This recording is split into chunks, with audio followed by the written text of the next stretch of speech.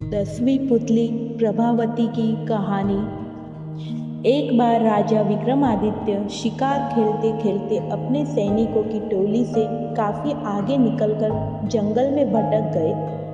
उन्होंने इधर उधर काफ़ी खोजा, पर उनके सैनिक उन्हें नजर नहीं आए।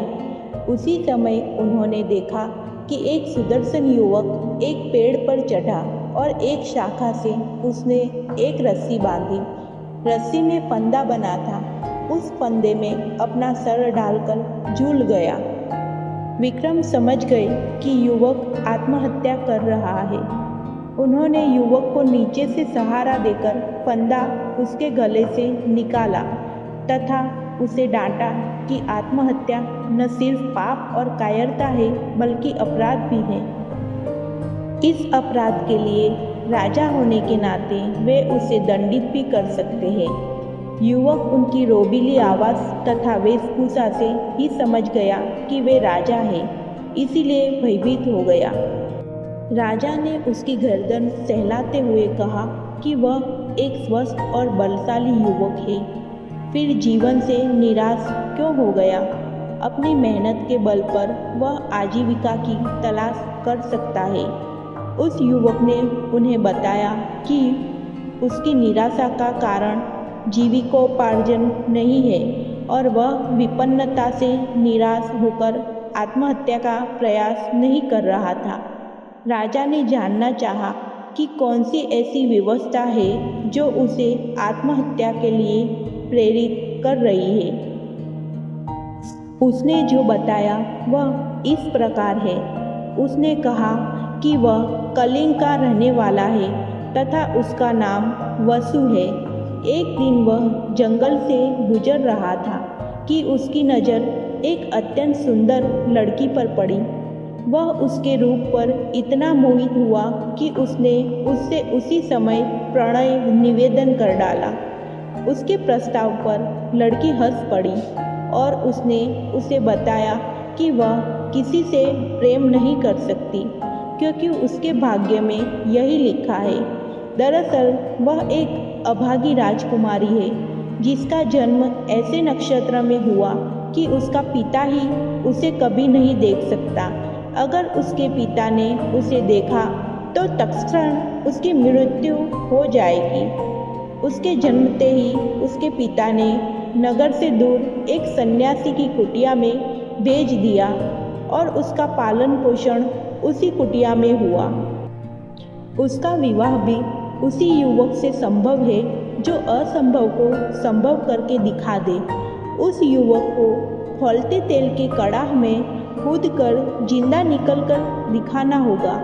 उसकी बात सुनकर वसु उस कुटिया में गया जहाँ उसका निवास था। वहाँ जाने पर उसने कई अस्थि पंजर देखे जो उस राजकुमारी से विवाह के प्रयास में खौलते कड़ाह के तेल में कूदकर अपनी जानों से हाथ धो बैठे थे। वसु की हिम्मत जवाब दे गई। वह निराश होकर वहाँ से लौट गया। उसने उसे भुलाने की लाख कोशिश की, पर उसका रूप सोते जागते उठते बैठते हर वक्त आंखों के सामने आ जाता है। उसकी नींद उड़ गई है। उसे खाना पीना नहीं अच्छा लगता है। अब प्राणांत कर लेने के सिवा उसके पास कोई चारा नहीं बचा है। विक्रम ने उसे समझाना चाहा कि उस राजकुमारी को पाना सचमुच असंभव है, इसलिए वह उसे भूलकर किसी और को जीवन संगिनी बना ले, लेकिन युवक नहीं माना। उसने कहा कि विक्रम ने उसे व्यर्थ ही बचाया। उन्होंने उसे मर जाने दिया होता तो अच्छा होता। विक्रम ने उससे कहा कि आत्महत्या पाप है और यह पाप अपने सामने वह नहीं होता देख सकते थे। उन्होंने उसे वचन दिया कि वे राजकुमारी से उसका विवाह कराने का हर संभव प्रयास करेंगे। फिर उन्होंने माँ काली द्वारा प्रदत्त दोनों बेतालों का स्मरण किया। दोनों बेताल पलक झपकते ही उपस्थित हुए तथा कुछ ही देर में उन दोनों को लेकर उस कुटिया में आए जहाँ राजकुमारी रहती थी। वह बस कहने को कुटिया थी। राजकुमारी की सारी सुविधाओं का ख्याल रखा गया था। नौकर चाकर थे। राजकुमारी का मन लगाने के लिए सखी सहेलियां थीं। तपस्वी से मिलकर विक्रमादित्य ने वसु के लिए राजकुमारी का हाथ मांगा। तपस्वी ने राजा विक्रमादित्य का परिचय पाकर कहा कि अपने प्राण वह राजा को सरलता से अर्पित कर सकता है, पर राजकुमारी का हाथ उसी युवक को देगा जो खौलते तेल से सकुशल निकल आए। तो किसी अन्य के लिए राजकुमारी का हाथ मांग सकता है या नहीं? इस पर तपस्वी ने कहा कि बस यह शर्त पूरी होनी चाहिए। वह अपने लिए हाथ मांग रहा है या किसी अन्य के लिए यह बात मायने नहीं रखती है। उसने राजा को विश्वास दिलाने की कोशिश की कि इस राजकुमारी को कुंवारी ही रहना पड़ेगा। जब विक्रम ने उसे बताया कि वे खुद ही इस युवक के हेतु कड़ाह में कूदने को तैयार है, तो तपस्वी का मुंह विस्मय से खुला रह गया। वे बात ही कर रहे थे कि राजकुमारी अपनी सहेलियों के साथ वहां आई। वह सचमुच अप्सराओं से भी ज़्यादा सुंदर थी। अगर युवकों ने खौलते कड़ाह में कूदकर प्राण गंवाए तो कोई गलत काम नहीं किया। विक्रम ने तपस्वी से कहकर कड़ाह पर तेल की व्यवस्था करवाई।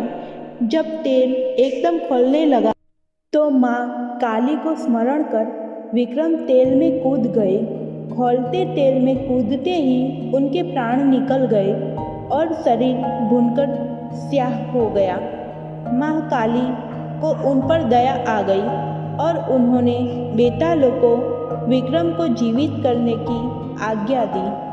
बेतालों ने अमृत की बूंदें उनके मुंह में डालकर उन्हें जिंदा कर दिया। जीवित होते ही उन्होंने वसु के लिए राजकुमारी का हाथ मांगा। राजकुमारी के पिता को खबर भेज दी गई और दोनों का विवाह धूमधाम से संपन्न हुआ।